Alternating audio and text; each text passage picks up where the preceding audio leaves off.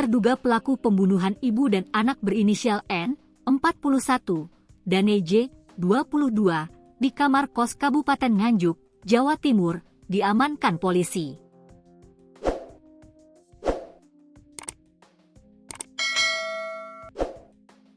Berdasarkan informasi yang diterima Kompas.com, terduga pelaku berjenis kelamin pria tersebut dibekuk aparat kepolisian di Kecamatan Baron, Kabupaten Nganjuk.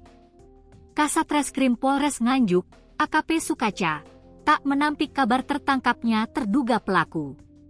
Sementara, terduga pelaku masih proses pemeriksaan, ujar Sukaca saat dikonfirmasi Kompas.com, Rabu, 26 November 2025. Namun Sukaca tidak mengungkap identitas maupun inisial terduga pelaku. Menurutnya, penyidik Satreskrim Polres Nganjuk saat ini masih bekerja keras untuk mengungkap kasus tersebut. Masih didalami, terangnya.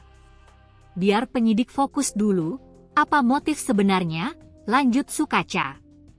Sukaca juga membenarkan bahwa korban N, 41, dan EJ, 22, yang ditemukan tewas di kamar kos Jalan W Monginsidi, Kecamatan Nganjuk, Kabupaten Nganjuk, pada Selasa, 25 November 2025, malam merupakan ibu dan anak.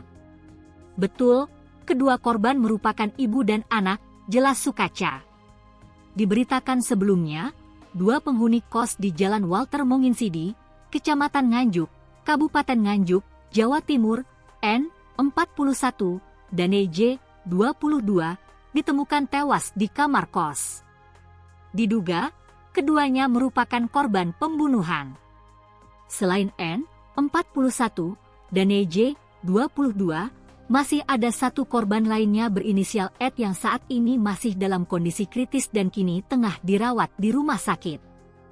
Kasih Humas Polres Nganjuk, Kompol Supriyanto, menjelaskan bahwa insiden dugaan pembunuhan tersebut terjadi pada Selasa, 25 November 2025, malam.